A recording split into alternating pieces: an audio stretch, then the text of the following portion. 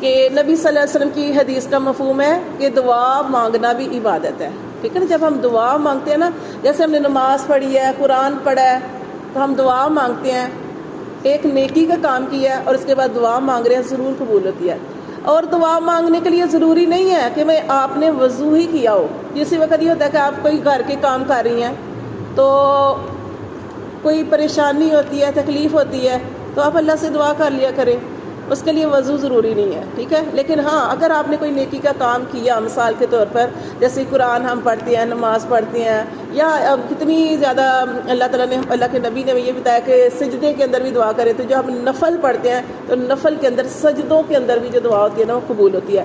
تو قرآن مجید میں بھی آتا ہے، حدیثوں سے بھی پتہ چلتا ہے کہ کیا کہ اللہ تبارک و تعالیٰ اس شخص سے ناراض ہوتے ہیں جو دعا نہیں مانگتا۔ اب آپ کے پاس سارا کچھ ہے، مثال کے طور پر آپ کو اللہ نے گھر بھی دیا ہے، رزق بھی دیا ہے، ہدایت بھی دی ہے، صحت بھی دی ہے، سب کچھ دیا ہے، آپ اللہ سے نہیں مانگتے، اللہ پھر بھی ناراض ہے۔ اب یہ نہیں، اللہ نے کہا مجھ سے مانگو، مجھ سے مانگو، یہ نہیں کہ اللہ کو نہیں پتا۔ آپ قرآن پڑھتے ہیں، آپ کو پتا ہے کہ اللہ کو تو سب سے زیادہ پتا ہے، اللہ تو سمیع علیم ہے۔ یہ اللہ کی صفات ہے نا، اس کو اپنے ذہن میں رکھا کریں۔ اللہ سننے والا ہے اور اللہ کے سننے کی وسعت اتنی زیادہ ہے، اللہ جاننے والا اور اللہ کے علم کی جاننے کی وسعت اتنی زیادہ ہے کہ اللہ سب کچھ جانتا ہے۔ جو ابھی ہم نے کرنا ہے نا، وہ اللہ نے ہماری تقدیر لکھ دی ہوئی ہے، اور کچھ چیزیں ہم جو دعا کے ذریعے مانگتے ہیں نا، تو وہ بھی اللہ کو پتا ہے کہ یہ میرا بندہ بہت زیادہ کسی کے بارے میں، کسی ایک چیز کے بارے میں دعا کرے گا، تو وہ میں اس کی دعاؤں کی وجہ سے وہ دروازہ کھول دوں گا۔ تو دعا جو ہے وہ مکمل ایک عبادت ہے، اور اللہ تعالیٰ ناراض ہوتے ہیں جو اللہ سے دعا نہیں کرتا، اس لیے اللہ سے دعا کرنی چاہیے۔ وہ کون سے نبی تھے جو بیمار ہوئے تھے بہت زیادہ، ان کو ایسی بیماری لگ گئی تھی؟ حضرت ایوب علیہ السلام۔ کتنا کچھ تھا ان کے پاس، اتنا کچھ تھا، اتنا کچھ تھا۔ جب وہ ٹھیک ہوئے نا، جب وہ ٹھیک ہوئے تو پھر کیا ہوا؟ اللہ نے ان کو ٹھیک بھی کر لیا، ان کو، اور سارا کچھ واپس کر دیا، جو مر گیا تھا زندہ کر دیا۔ وہ تو آزمائی تھی نا، لیکن اس کے بعد ان کے اوپر اللہ نے سونے کی ڈلیاں گرائی، اور حضرت ایوب علیہ السلام ایسے پکڑی جا رہے ہیں نا۔ اللہ تعالیٰ نے کہا کہ اے میرے بندے، اے میرے نبی، تو ابھی مطلب اتنا اسودہ نہیں ہوا کہ میں مطلب تجھے اتنا بھی دیا۔ کہا کہ اللہ تیری رحمت سے کون ہوتا ہے، یہ تو تیری رحمت ہے، تو اللہ سے جتنا مرضی آپ کو ملے، جتنا مرضی آپ کے پاس ہے۔ اللہ ویسے تو اللہ نے ہر بندے کے اندر کوئی نہ کوئی، زندگی کے اندر کوئی نہ کوئی کمی رکھی ہوتی ہے، اور کمی رکھنے کا مطلب اللہ کو پکارنا، کہ جب اللہ زندگی کے اندر کوئی کمی رکھتا ہے نا، تو انسان جو اللہ کو پکارتا ہے۔ تو اس لیے نا اللہ تعالیٰ فرماتے ہیں، دیکھیے اللہ تعالیٰ قرآن مجید میں ارشاد فرماتے ہیں، وَإِذَا سَأَلَكَ عِبَادِي عَنِّي فَإِنِّي قَرِيبٌ۔ اے محمد صلی اللہ علیہ وسلم، جب بندے میرے اس سے سوال پوچھے اللہ کدھر ہے، تو کیا کہنا ہے؟ وَإِنِّي قَرِيبٌ، میں قریب ہوں، میں تمہارے قریب ہوں۔ اجیب دعوت دائی، میں پکارنے والے کی پکار کو سنتا ہوں، اذا دعانی، جب وہ مجھے پکارتا ہے۔ وہ آگے بھی آئے تھے فَلْيَسْتَجِیبُوا لِی، کہ انہیں چاہیے کہ وہ مجھے پکارے، مجھ پر ایمان لائیں۔ تو یہ ہے کہ اللہ تبارک و تعالیٰ کو پکارنا چاہیے۔ جتنی بھی ہماری ساری دعائیں، ہمیں پتہ ہے کہ دعا کو قبول کرنے والا اللہ ہی ہے، تو اللہ کتنا قریب ہے، اللہ شارک سے بھی زیادہ قریب ہے۔ ابھی ہمارے دل کے اندر کوئی چیز، کوئی وسوسہ، کوئی خیال آ رہا ہے، اللہ اس کو بھی جان لیتا ہے، اللہ اس کو بھی جان لیتا ہے، اور اتنا جان لیتا ہے کہ جب ہم کوئی کسی کے بارے میں دل میں کوئی سوچتے ہیں نا کہ ہم کسی کے ساتھ نیکی کریں گے، فلاں جو ہے وہ بے شک اچھا نہیں ہے لیکن ہم اس کے ساتھ نیکی کریں گے، آپ نیکی کا سوچتی ہیں، اللہ کے فرشتے اسی وقت اجر لکھ دیتے ہیں، اسی وقت اس نیکی کا اجر لکھ دیتے ہیں۔ لیکن اگر آپ برائی کا سوچتی ہیں نا کہ میں جیسے کوئی آپ کا قریبی رشتہ دار ہے، خون کا تعلق ہے، اس کے ساتھ خونی تعلق ہے، آپ سوچتی ہیں میں ساری زندگی نہیں سے ملنا، آپ کی بہن ہے یا آپ کا بھائی ہے، آپ کہتے ہیں میں نے نہیں ساری زندگی ملنا، آپ سوچتی ہیں، ایک برا خیال آپ کے دل میں خیال آتا ہے، لیکن اللہ کے فرشتے برائی نہیں لکھتے، نیکی فوراً لکھ دی جاتی ہے، خیال فوراً لکھ دیا جاتا ہے، خیال کے اوپر اجر لکھ دیا جاتا ہے، لیکن برائی جب انسان ابھی سوچتا ہے تو نہیں لکھی جاتی، اور جب انسان کر لیتا ہے نا برائی، تو فرشتہ جو ہوتا ہے نا، دوسرا فرشتہ نیکیاں لکھنے والا، وہ دوسرے فرشتے کو کہتا ہے ابھی نہ لکھنا، ابھی نہ لکھنا، اس کا گناہ ابھی نہ لکھنا، شاید یہ جو بندہ ہے اپنے گناہ سے توبہ کر لے. پھر جب انسان توبہ نہیں نہ کرتا پھر وہ ہے جو اس کو مجبوری ہوتی ہے اس فرشتے کو جو برائیاں لکھنے والے کو، پھر وہ برائی لکھتا ہے اور برائی کو ایک ہی لکھتا ہے. اگر ایک برائی کی ایک ہی لکھے گا.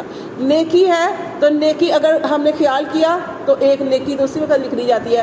جب آپ عمل کریں گے تو جیسے کل بھی ہم پڑھے تھے عمل کے حساب سے اللہ اجر عطا فرمائیں گے. تو دعا اللہ سے ضرور مانگنی ہے، کیونکہ دیکھیں نبی صلی اللہ علیہ وسلم کی حدیث کا مفہوم ہے کہ اللہ عز و جل فرماتے ہیں، حدیث قدسی اللہ تعالیٰ فرماتے ہیں کہ جب میرا کوئی بندہ مجھ سے دعا کرتا ہے، ہاتھ اٹھاتا ہے ہاتھ، تو رب حیا فرماتا ہے میں اپنے بندے کو خالی ہاتھ کو لٹا دوں.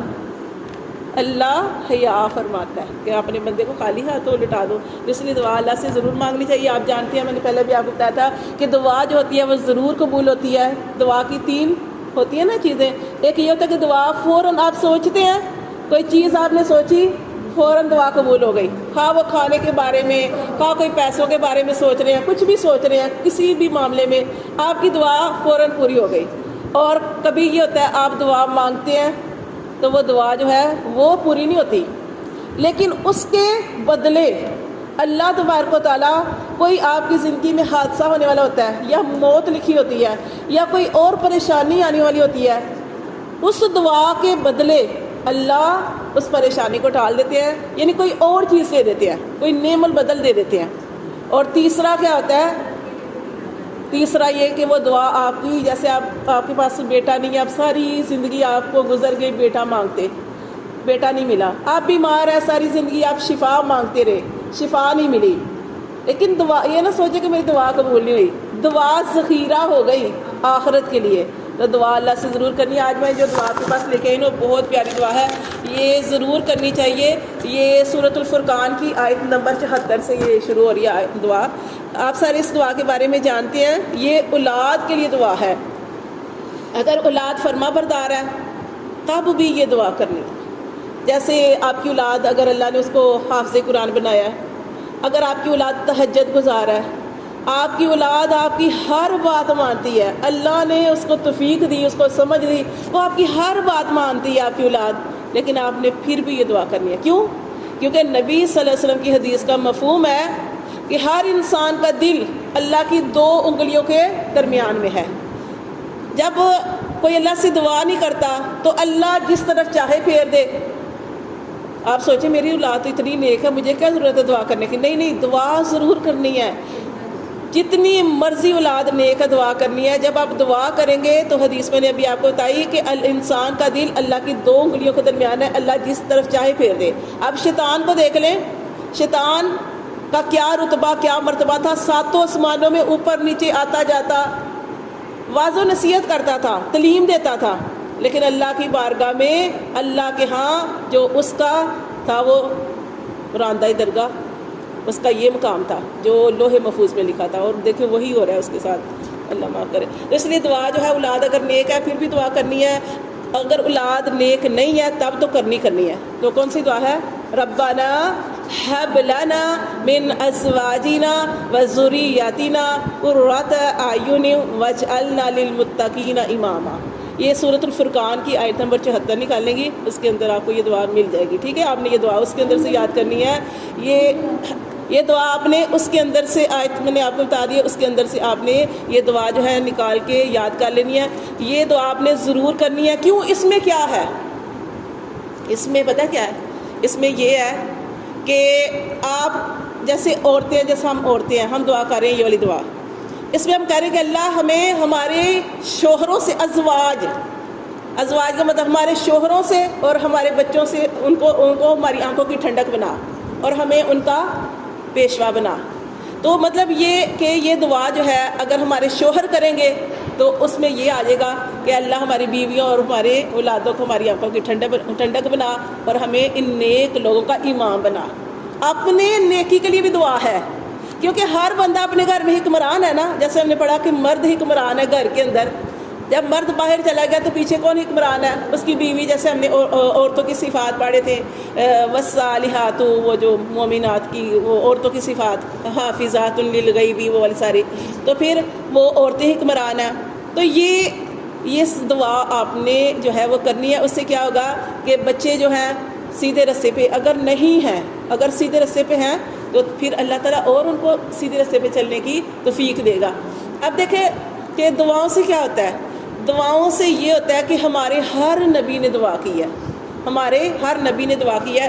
اب دیکھیں زکریا علیہ السلام نے کیا دعا کی، وَأَصْلِحْ لِي فِي ذُرِّيَّتِي، اور یہ دعا بھی آپ کو بتا دیتی ہوں، آپ بے شک اتنی سے یاد کر لیں. وَأَصْلِحْ لِي فِي ذُرِّيَّتِي، جن کی اولاد ہے، اولاد اگر راہ راست پر نہیں ہے اگر، تو اس کے لیے یہ دعا وَأَصْلِحْ لِي فِي ذُرِّيَّتِي. یہ سارے مومنین کے لیے، ان کی اولاد کے لیے دعا ہے کہ اللہ ہماری اولاد کی اصلاح فرما دے. اللہ میرے لیے میری اولاد کی اصلاح فرما دے، اصلاح فرما دے، میری اولاد کو نیک بنا دے. چھوٹی سی دعا نا، اصلی دعا اس سے بڑی ہے، میں پوری پڑھتی ہوں لیکن آپ کون سی دعا ہے؟ ربی اوزینی ان اشکر نعمتک التی انعمت علی وعلی والدی وان اعمل صالحا ترضاہ واصلح لی فی ذریتی. جب یہ آتی ہے نا واصلح لی، اس کی میں ایک تسبیح ادا کرتی ہوں. ہاں 3 دفعہ پڑھ لیں بس. وَإِنِّي تُبْتُ إِلَيْكَ وَإِنِّي أَنَا الْمُسْلِمِينَ، کچھ اس طرح کی دعا. تو یہ مطلب کہ آپ پوری پڑھنا چاہتے ہیں تو میں 3 دفعہ صبح اور شام پڑھتی ہوں، لیکن اگر آپ خالی اتنی سی دعا پڑھے ہیں وَأَصْلِحْ لِي فِي ذُرِّيَّتِي، تو یہ دعا جو ہے یہ آپ نا چھوٹی چھوٹی دعائیں یہ آپ نے یاد کرنی ہے کہ اگر اللہ جی انشاءاللہ ٹھیک ہے، تو یہ آپ نے دعا کرنی ہے. اب دیکھیں ہمارے ابراہیم علیہ السلام تھے، انہوں نے کون سی دعا کی جو ہم نماز کے اندر پڑھتے ہیں؟ ربی جعلنی مقیم الصلاۃ ومن ذریتی ربنا وتقبل. دعا ہر نبی نے دعا کی ہے، ہر نبی نے دعا کی ہے، تو یہ ان کی دعا ہے. تو یہ عباد الرحمن کی صفات میں آئے گا، یہ جو میں نے آپ کو آیت بتائی ہے نا، عباد الرحمن. عباد الرحمن کیا ہوتے ہیں؟ رحمان کے بندے. یہ جیسے ہم نے پڑھا تھا ایمان والوں کی صفات، ایسے ہی عباد الرحمن اللہ کے بندوں کی صفات کے اندر یہ دعا ہے جو میں نے آپ کو بتائی ہے نا، ربنا ولی ربنا حب لنا. یہ آپ نے دعا یاد کر کے آنی ہے، ٹھیک ہے. تو اولاد اگر نیک ہو تو کتنی خوشی ہوتی ہے نا. اگر اولاد نیک ہو تو انسان کی زندگی بھی بن گئی اور آخرت بھی بن گئی. زندگی بھی بن گئی، زندگی میں بھی نیک نامی ہوتی ہے نا، فلاح کی اولاد ہے. اور جب انسان مر جاتا ہے تو اس کے لیے وہ اولاد صدقہ جاریہ بنتی ہے. اولاد اگر نیک ہے تو اور کیا فائدہ ملتا ہے؟ فائدہ یہ ہوتا ہے کہ جب آپ کی اولاد نماز پڑھنے والی ہے تو نماز 5 ٹائم بھی اولاد نماز پڑھے گی تو اپنے والدین کے لیے دعا کرے گی، ربنا اغفر لی والی والدی. اور نماز کا ترجمہ انشاءاللہ پھر میں نے شروع کرانا ہے یہ، ٹھیک ہے نا. تو یہ نماز کا، کیونکہ اس کے اندر پھر دیکھیں نا کتنی نماز ساری اللہ سے دعا ہے، اللہ کی تعریف ہے، اللہ سے ہم مانگتے ہیں. اور پھر جب ہم اللہ کی تعریف کرتے ہیں، اللہ کی حمد تسبیح بیان کرتے ہیں، سبحان ربی العظیم یا سبحان ربی الاعلیٰ. اور جب ہم کھڑے ہوتے ہیں کہتے ہیں، اللہ کہتے ہیں، ہم کہتے ہیں سمی اللہ لمن حمیدہ، سن لی اللہ نے بندے کی پکار. اللہ جو ہم نماز پڑھیں اللہ سارا سن رہا ہے کہ ہم کیا کہہ رہے ہیں. پھر اس کے اندر جب ربی جعلنی والی دعا، ربنا اغفر لی والی والدیہ، تو یہ ساری، اسی لیے کئی لوگ کہتے ہیں یہ ہم دعا نہیں کرتے، یہ نماز ساری دعا ہے. لیکن نہیں، ہمارے نبیوں سے ثابت ہے کہ آپ نے دعائیں کرنی ہیں. تو یہ کیا، اور یہ ایک دعا جو ہے نا، یہ جو حج والے دن پڑھی جاتی ہے، عرفہ کے دن، وہ پتہ ہے کون سی دعا ہے؟ وہ دعا ایک ہی دعا جو عرفہ والے دن جو پڑھی جاتی ہے اس کی وہ زیادہ فضیلت ہوتا ہے. اور وہ دعا بھی ہے اور وہ کلمہ بھی ہے، اشہد ان لا الہ الا اللہ وحدہ لا شریک لہ لہ الملک ولہ الحمد وہو علی کل شیء قدیر. عرفہ والے دن یہ دعا اتنی زیادہ پڑھی جاتی ہے کیونکہ یہ ایک مکمل دعا ہے، رو رو کے پڑھتے ہیں وہاں پہ یہ دعا، وَهُوَ عَلَىٰ كُلِّ شَيْءٍ قَدِيرٌ. وہ ایک آدمی نے پوچھا تھا اللہ کے رسول، یہ تو کلمہ ہے، اللہ کی ساری حمد تعریف ہے، دعا کہاں ہے؟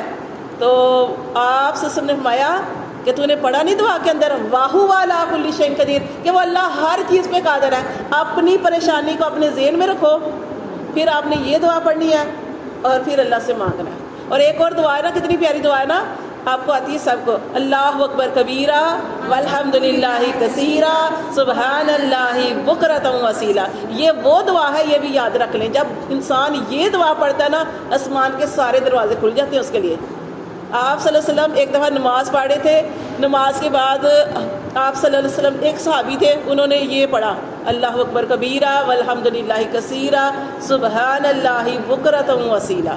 تو آپ صلی اللہ علیہ وسلم نے نماز ختم کی اور آپ نے پوچھا یہ کس نے کہا، یہ کلمات کس نے کہے؟ تو ایک آدمی نے کہا کہ اللہ کے رسول میں نے۔ آپ نے فرمایا کہ میں حیران رہ گیا، مجھے تعجب ہے کہ اس دعا کے لیے آسمان کے سارے دروازے کھل گئے۔ اللہ اکبر کبیرہ، اس کا ذکر اللہ اکبر کبیرہ، اللہ بڑا ہے، سب سے بڑا ہے، والحمدللہ کثیرہ، ساری تعریفیں اس اللہ کے لیے ہیں۔ آگے سبحان اللہ بکرۃ وصیلا، سبحان اللہ پاک ہے اللہ، بکرۃ وصیلا صبح شام اس کی پاکی ہے، اسی کی پاکی بیان کرو۔ تو یہ چھوٹی سی دعا ہے، یہ آپ نے یاد کرنی ہے۔ کون سی؟ ربنا ہب لنا من ازواجنا وذریاتنا قرۃ اعین واجعلنا للمتقین اماما۔ یہ ایک مکمل دعا ہے۔ جو والدین ہیں وہ بھی آپ میرے لیے تقوی کی دعا کر رہے ہیں، اور جو اپنے بچے ہیں ان کے لیے بھی یہ دعا ہے، شوہر کے لیے بھی دعا ہے، پوری فیملی کے لیے دعا ہے۔ یہ آپ کو اس کو یاد کرنا بس۔